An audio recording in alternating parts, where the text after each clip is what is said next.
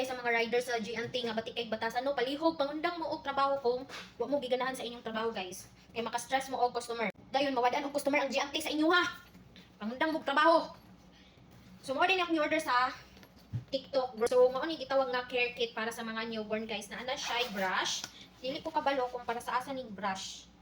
Na siya brush, na siya sudlay para sa kuan newborn. Magsudlay pa ang newborn may pang kuan no. Dayon katong nasal aspirator guys para ana sa kuan kung bisikon imong naikuan. So mao ni siya.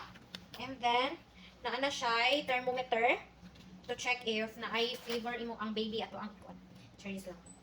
So it's working guys. On man siya okay ra ni. And then ano siya parang sa ni? Wait, penlight. Doktor lugar ang mother ani. Di ko kabalo kung para sa asa ning light. Kana siya ingan ani. Murag kuan. Siya penlight unsa ni?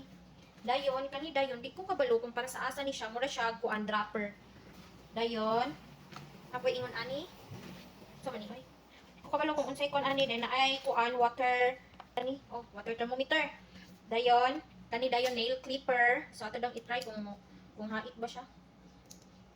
Ay okay ra siya. Hait siya. Okay ra siya. And then, pink na pink kayo kay it's baby girl man gud ato ang kuan. Dayon naa siya. Dili ko kabalo unsay kuan aning kuan. Clipper. Kasi to gani. Kung para asa ni basig para iwot ni sa mga kugmo. Di ko kabalo unsay purpose ani pero na siya ingon ani. And then naa siya nail file. Og na siya scissor. Di ko sure kung para sa asa ni nga kuan, scissor. And then naa na siya para panglimpyo. So yana ni sa kuan. Then, sa iyang ning bakba, sa iyang dila ni yan ana nimo. Kay dili pa man nimo toothbrushan ang kuan. So mao ni iyang toothbrush. Toothbrush sa baby, na toothbrush ang baby guys. So mao ni ang sulod sa care kit sa newborn.